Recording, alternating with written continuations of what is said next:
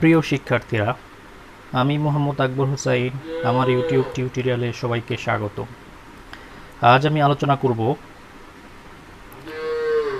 ICT একাদশ দ্বাদশ শ্রেণীর তৃতীয় অধ্যায় নিয়ে।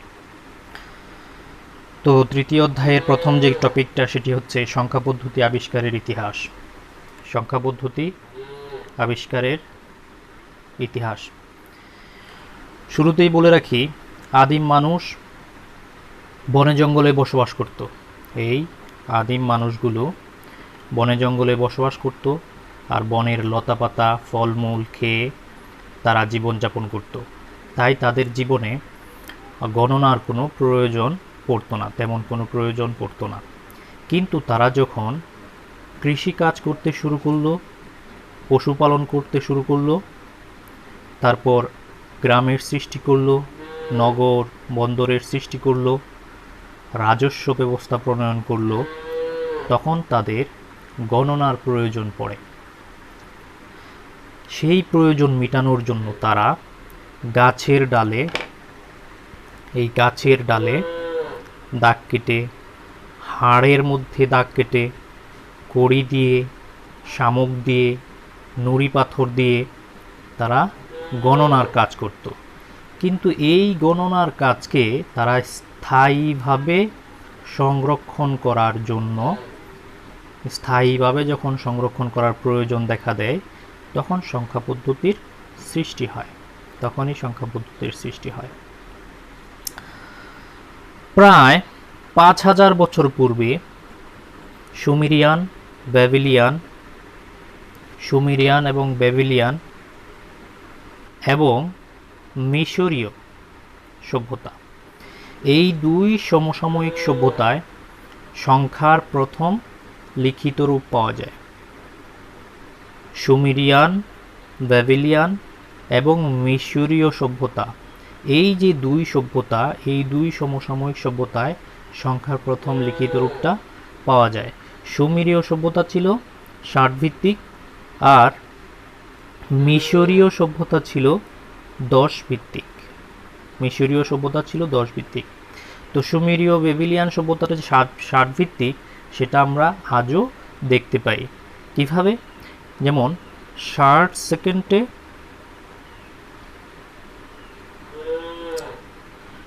সেকেন্ডে হয়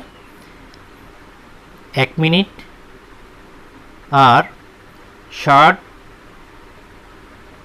মিনিটে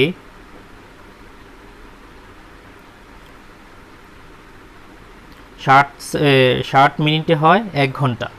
এইভাবে আমরা সময়ের গণনা করে থাকি ৬০ ভিত্তিক সংখ্যা পদ্ধতি দিয়ে। পরবর্তীকালে যদি আমরা দেখতে পাই যে মায়ান সভ্যতা, চীন সভ্যতা এবং ভারতীয় সভ্যতা, এই ৩ সভ্যতাই সংখ্যার পদ্ধতির প্রয়োগ পাওয়া যায়। মায়ান সভ্যতাটা ছিল ২০ ভিত্তিক, আর চীন সভ্যতা ও ভারতীয় সভ্যতা ছিল ১০ ভিত্তিক। আর মায়ান সভ্যতায় স্থানীয় মান ছিল সংখ্যার, এবং ভারতীয় সভ্যতায়ও সংখ্যার স্থানীয় মান ছিল। কিন্তু শূন্যটা সকল সংখ্যা পদ্ধতিতেই ব্যবহার হতো। কিভাবে?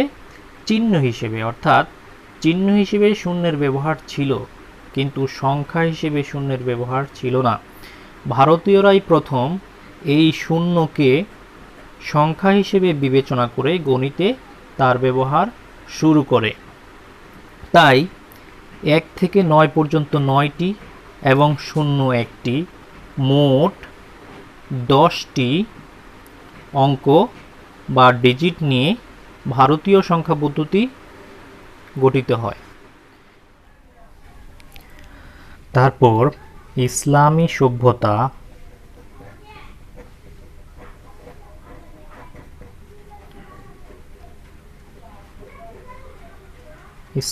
সভ্যতা যখন বিকাশ লাভ করে, তখন আরবদের মাধ্যমে ভারতীয় সংখ্যা পদ্ধতি ইউরোপে ছড়িয়ে পড়ে।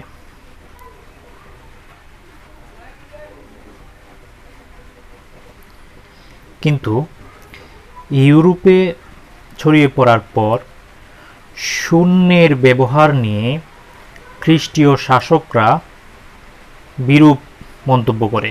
তারা শূন্যকে শয়তানের রূপ বলে আখ্যায়িত করে, যার কারণে তারা শূন্যের ব্যবহার সংখ্যা পদ্ধতি থেকে দমিয়ে দেওয়ার চেষ্টা করে। কিন্তু এটি দীর্ঘদিন করা সম্ভব হয়নি। পরবর্তীতে শূন্য যখন সংখ্যা পদ্ধতিতে ব্যবহার শুরু হলো, তখন সংখ্যা পদ্ধতির অভূতপূর্ব উন্নতি লাভ করে।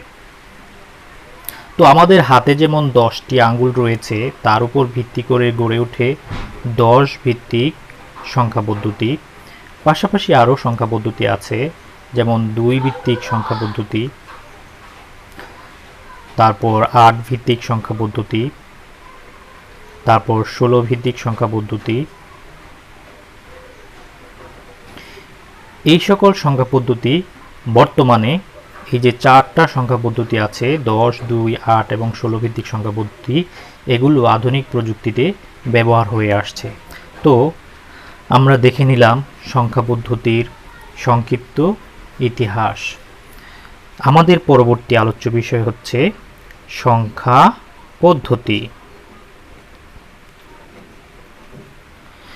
সংখ্যা পদ্ধতি এই পরবর্তী ভিডিওতে আমরা দেখব সংখ্যা পদ্ধতি কি, তারপর সংখ্যা পদ্ধতির প্রকারভেদ। তো আজ এ পর্যন্তই। পরবর্তী ভিডিওগুলো দেখার আমন্ত্রণ জানিয়ে এখানেই শেষ করছি। আল্লাহ হাফেজ।